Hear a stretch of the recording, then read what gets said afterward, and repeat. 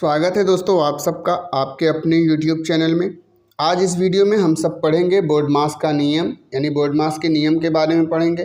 बोर्डमास नियम का उपयोग कहाँ पे होता है? जब कोई सवाल दिया रहे और वहाँ पे भाग, गुणा, जोड़, घटाना सभी चिन्ह दिए रहें, तब हम बोर्डमास का यूज करके उस सवाल को सॉल्व करते हैं।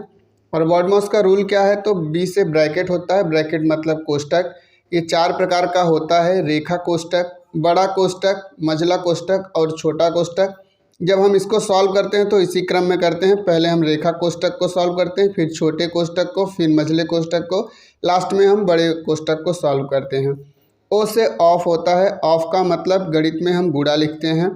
डी मतलब डिवीज़न, डिवीज़न मतलब भाग। एम से मल्टीप्लिकेशन मतलब गुणा। ए से एडिशन मतलब जोड़ और एस से सब्सट्रैक्शन मतलब घटाव। तो हम इसको इसी क्रम में सॉल्व करते हैं। पहले ब्रैकेट को, फिर ऑफ रहेगा तो ऑफ को, इसके बाद डिवीज़न को, फिर मल्टीप्लाई, इसके बाद एडिशन और सब्सट्रैक्शन सबसे लास्ट में करते हैं। तो आइए हम इस सवाल को बोर्डमास के रूल से सॉल्व करके आपको दिखाते हैं। तो यहाँ पे देखिए ब्रैकेट नहीं दिया हुआ है। इसके बाद आता है ओ ऑफ, ऑफ भी कहीं पे नहीं दिया गया है। इसके बाद आता है डिवीज़न, डिवीज़न यहाँ पे दिया गया है। तो हम इसको सबसे पहले सॉल्व करेंगे। जिससे सॉल्व करते हैं उसके अलावा पूरे सवाल को हम वैसे ही उतार लेते हैं। तो हम इसको लिखेंगे 18 गुणे 12। अब इसको हमें सॉल्व करना है इसको। तो देखिए 8 से जब 16 में भाग देंगे तो यहाँ पे आएगा +2। इसके बाद माइनस, इसको लिख लेंगे 14। अब फिर इसके बाद देखिए क्या करना होगा, भाग दे दिए। अब इसके बाद आता है मल्टीप्लाई मतलब गुणा, और गुणा हमको कहाँ पे दिया गया है? यहाँ पे दिया गया है। तो हम इसको सॉल्व करेंगे। 12 अट्ठे 96 की 6 हाथ लगा 9, 12 एकम 12 9 21, 216 होगा +2 माइनस 14। अब देखिए मल्टीप्लाई हो गया। अब इसके बाद हम एडिशन मतलब जोड़ेंगे। तो 216 में दो, यहाँ पे 2 जोड़ेंगे तो कितना हो जाएगा? 218 माइनस 14। अब 218 में से 14 को घटाएंगे तो आएगा 204। तो ये हमारा आंसर हो जाएगा।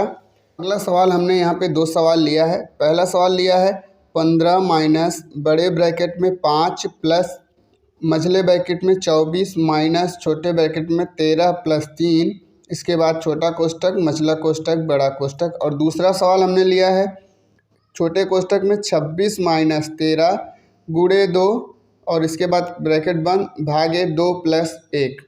तो इसको सॉल्व करते हैं बोर्डमास के रूल से। बोर्डमास के नियम के हिसाब से सबसे पहले हम क्या करेंगे, कोष्टक को सॉल्व करेंगे और कोष्टक में सबसे पहले छोटे कोष्टक को सॉल्व करते हैं।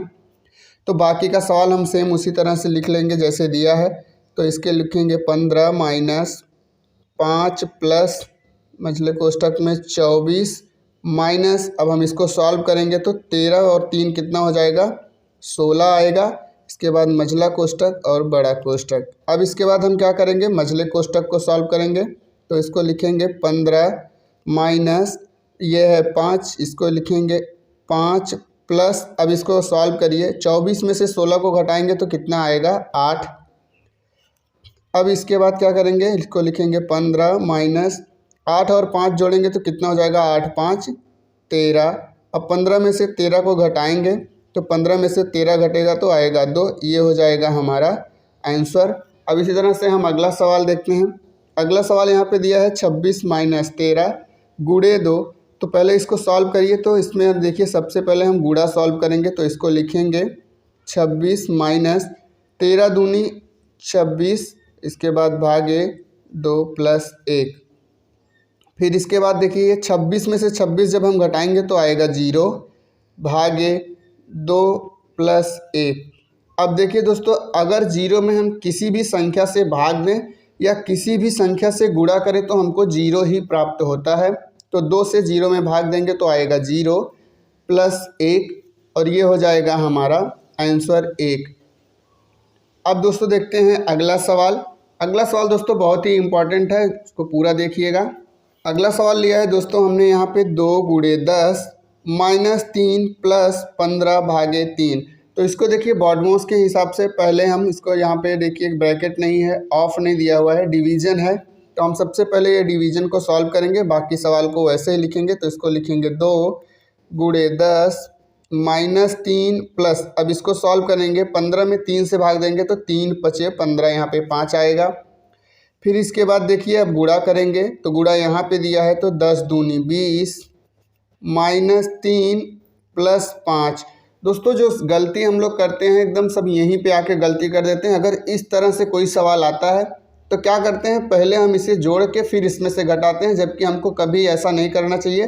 क्योंकि अगर आप देखिए इस 20 को अगर हम छोड़ देते हैं तो हमारे पास क्या बचता है, -3 + 5।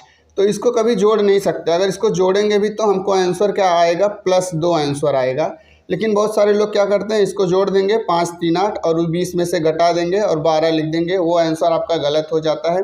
ऐसी सवाल आए तो आपको बहुत ध्यान देना होगा कि ये 3 जो है ये माइनस में है, ये प्लस में कभी जुड़ नहीं सकता। जुड़ेगा भी तो हमको आंसर प्लस में आएगा, +2। तो हम इसको लिखेंगे 20 में से, और ये 5 प्लस है तो ये हो जाएगा 25 - 3। अब 25 में से 3 घटाएंगे तो हमारा आंसर आएगा 22। ये हमारा राइट आंसर हो जाएगा। दोस्तों अगर वीडियो पसंद आई हो तो वीडियो को लाइक करिए, हमारे यूट्यूब चैनल को सब्सक्राइब करिए तथा वीडियो को अपने दोस्तों के साथ शेयर ज़रूर करिए। धन्यवाद।